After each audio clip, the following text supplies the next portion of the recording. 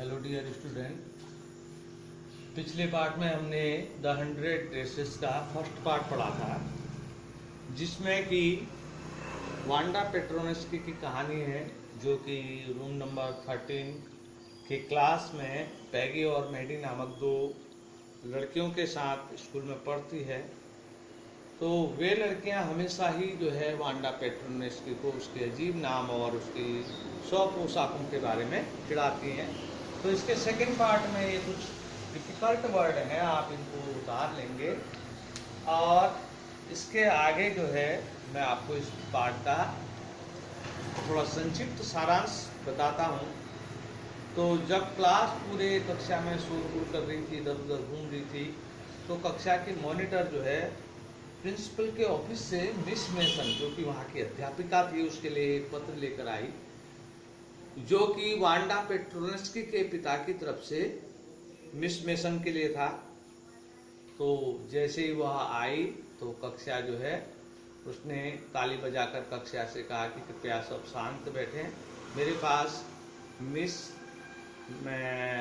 Wanda पेट्रोनेस्की के पिता का पत्र है, जिसमें जो है उन्होंने जिक्र किया है, अब मुझे उनका पता मिल गया है, मैं जो है उनको वह पुरस्कार जो उसने कॉन्टेस्ट जीता था वह भेज सकती हूँ, और मैं चाहती हूँ कि यह पत्र मैं तुम लोगों के सामने पढ़कर सुनाऊँ। तो सारी जो क्लास थी वह आशा के साथ जो है उस मिस मेसन की ओर देखने लगी। मिस मेसन ने अपना चश्मा उतारा, उस पर फूंक मारी, साफ किया, और वह बहुत गंभीर प्रतीत हो रही थी। तो सारी क्लास जो है उत्सुकता से उसकी ओर देखने लगी। पत्र इस प्रकार था, डियर टीचर, यानी कि प्रिय अध्यापक, मेरी वांडा और जैक अब स्कूल नहीं आएंगे। वे हम लोग जो है एक बड़े शहर की ओर जा रहे हैं, क्योंकि वहाँ पर होलार और पोलैक नाम चिढ़ाने वाले कोई नहीं होंगे, क्योंकि वहाँ इस प्रकार के बहुत से नाम वाले लोग हैं। तो आपका सच्चा जैन पेट्रोनेस्की। तो पत्र पढ़ने के पश्चात मिस मेसन ने कहा, मुझे नहीं लगता कि किसी ने जानबूझकर या इच्छापूर्वक किसी की भावनाओं को हर्ट किया होगा, और जो घटना घटित हुई वह एक दुर्घटना हुई। तो इस प्रकार की जो व्यवहार किसी ने किसी के साथ नहीं करना चाहिए।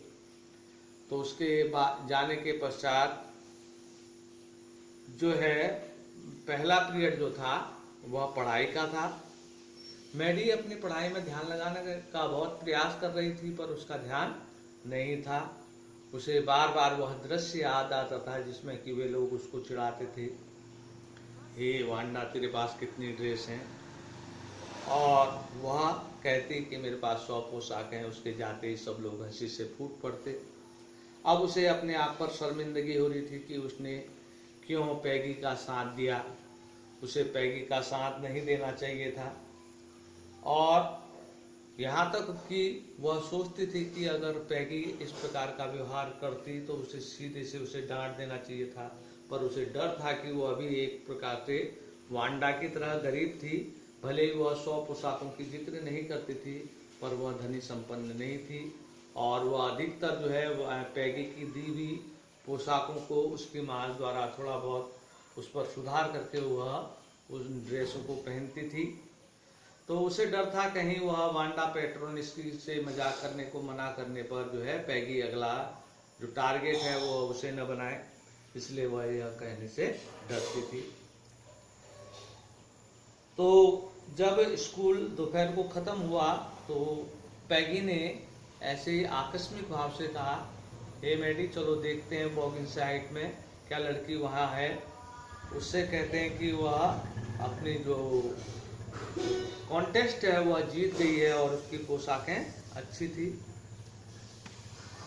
तो मैडी को यह बात अच्छी लगी, कम से कम वह इस बात पर पैगी यह बात तो सोचती थी कि वह उससे मिलना चाहती थी। और दोनों लड़कियां तेजी से बिल्डिंग से बाहर निकली और उस सड़क की ओर बढ़ी जो कि बॉगिंग साइड की ओर जाता था। तो उस क्षेत्र की जो हवा थी वह उदासीपूर्ण, गंदी हवा, इस प्रकार का बोझिल माहौल था।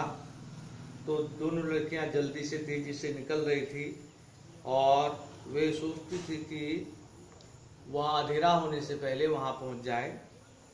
अपनी सफाई में पैगी ने कहा कि मैंने उससे कोई ऐसी बात तो नहीं की थी, कहा कम से कम मैंने उसे विदेशी तो नहीं कहा था, यानी कि वह अपनी खींच मिटाने का एक तरीका था। और जब वे लोग वहां पहुंचे तो एक सफेद छोटे से मकान की ओर इशारा करते हुए पैगी ने कहा कि शायद यही वांडा पेट्रोनिस्की का मकान है, क्योंकि रास्ते में सूखी घास जमा हुई थी और उसका प्रांगण जो था वह साफ सुथरा था, जैसे कि उसकी फेडेड ब्लू ड्रेस की वह याद दिलाती थी। उन्होंने जो है पैगी ने जो उसे दरवाजा खटखटाया, कोई जवाब नहीं मिला। मैडी घूमकर पीछे गई और उसने वहां से खटखटाया तो फिर भी कोई आवाज नहीं हुई। अब यह बात क्लियर हो चुकी थी कि वह लोग जो है वह शहर छोड़कर चले गए थे। मैडी को खेद हुआ कि अब वह उससे जो है अपने व्यवहार के लिए जो है माफी नहीं मांग सकती थी और वह निराश मन से नीचे को लौट आए। घर जाने पर मैडी को बार बार जो है पैगी का बार बार वांडा पेट्रोनिस्की का चेहरा याद आता कि किस प्रकार वह उससे व्यवहार करते थे और उसे चिढ़ाते थे, जबकि वह लड़की किसी से कुछ नहीं कहती थी सिवाय इसके कि 100 पोशाकें, और वास्तव में उसने वह 100 पोशाकें जिनका वह जिक्र किया था उनका वह पेंटिंग्स बनाई थी और पुरस्कार जीता था। अब उसे बहुत ज़्यादा खेद हुआ और वह चाहती थी कि वह पैगी को भी इस बात के लिए उसने पहले मना कर लेना चाहिए था। उसने मन ही मन निर्णय लिया कि आइंदा कोई भी छोटी लड़कियों को इस प्रकार से गलत व्यवहार करते हुए देखेगी तो वह तुरंत उनको ठोक लेगी और इस प्रकार का व्यवहार किसी के साथ नहीं करने देगी। यहाँ तक कि अगर उसे जो है पैगी की मित्रता भी इसके लिए छोड़नी पड़े तो वह इसके लिए भी तैयार रहेगी। और सैटरडे की शाम को जो है पैगी ने जो है मैडी ने अपना जो शाम थी वह मैडी ने अपनी दोपहर जो है पैगी के साथ गुजारी। दोनों वांडा पेट्रोनिस्की को एक मित्रवत पत्र लिख रहे थे और वह जो पत्र था वह उस प्रतियोगिता के बारे में था कि वह कॉन्टेस्ट जीत गई थी और उसकी जो पोशाकें थी वह बहुत सुंदर थी और वे लोग जो है उसके लिए बारे में अच्छा सोचते हैं। यानी कि वह टोटल जो पत्र था वह एक मित्रवत ढंग से लिखा था। उसको उन्होंने बॉगिंग साइट के एड्रेस पर लिखा और उसके बाहर एक चीज शब्द और जोड़ दिया, कृपया इस पत्र को वांडा पेट्रोनिस्की के आगे प्रेषित करें, उसके नए एड्रेस पर भेजें। दिन गुजरते रहे, मैडी व्याकुल थी पर वांडा पेट्रोनिस्की का कोई जवाब नहीं आया। तो धीरे धीरे उसकी खींच में वह विचार मैडी के परिवर्तित होते गए।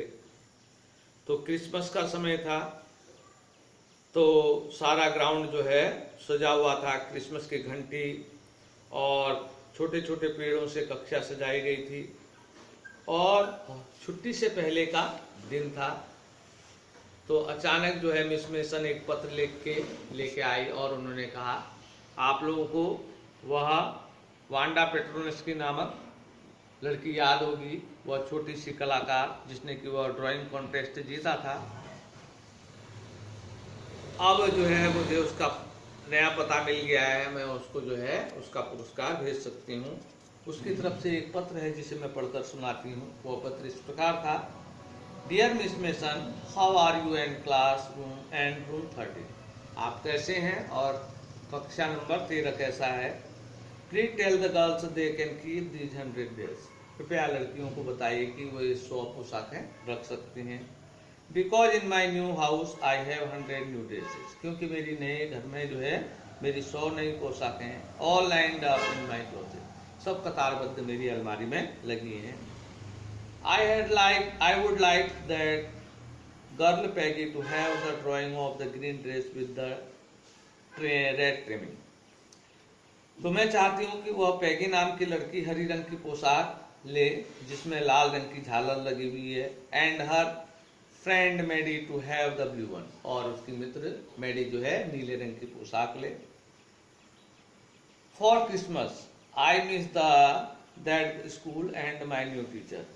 और इस क्रिसमस के लिए जो है मैं अपनी स्कूल और अपने नए I miss that school and my new teacher does not equal with you. और इस क्रिसमस में मेरा वह स्कूल और मेरे जो नए अध्यापक हैं वह आप लोगों के समान नहीं हैं। Merry Christmas to you and everybody. सबको क्रिसमस की बधाई। You are truly Wanda Petronski. घर जाते समय मैडी ने पैगी से कहा, उसके पत्र से पता चलता है कि वह हमें पसंद करती थी, और क्योंकि उसके पत्र से उसने जो है विशेष रूप से हमारे नाम का उल्लेख किया है और हमारे लिए पुरस्कार स्वरूप जो है उसने हमारे लिए पसंदीदा ड्रेस को रखने के लिए कहा है। तो घर जाकर जब मैडी ने अपनी पोशाक रखी तो वह बड़ी गंभीर थी। अचानक ही उसे दिखा कि उसकी जो पेंटिंग थी उसमें उसका चेहरा दिखाई दे रहा था। तो उसने गौर से देखा कि उसने जो है उस जो पिक्चर थी, वो ड्राइंग थी, उसमें उसका चेहरा बनाया हुआ था। वह दौड़कर पैगी के घर गई और उससे कहा अपनी चित्र दिखाओ। तो उसने गौर से देखा तो उसमें पैगी का चित्र बना हुआ था। तब उसने नतीजा निकाला कि जो वांडा पेट्रोनस की थी वाकई में वह उन दोनों लड़कियों को पसंद करती थी, और उसने विशेष रूप से जो है उनको वह ड्रेस लेने के लिए कहा था। दोनों लड़कियां जो है उसकी प्रशंसा करने लगी। तो उन्होंने कहा कि वह लड़की वाकई में जो है बुद्धिमान थी और एक अच्छी आर्टिस्ट थी, और उसके बाद अब नए घर में जो है 100 पोशाकें हैं, सभी उसकी अलमारी में कतारबद्ध। धन्यवाद। तो ये आप इसका जो है वर्ड मीनिंग उतार लेंगे और इसका क्वेश्चन आंसर कल आप लोगों को कराएंगे।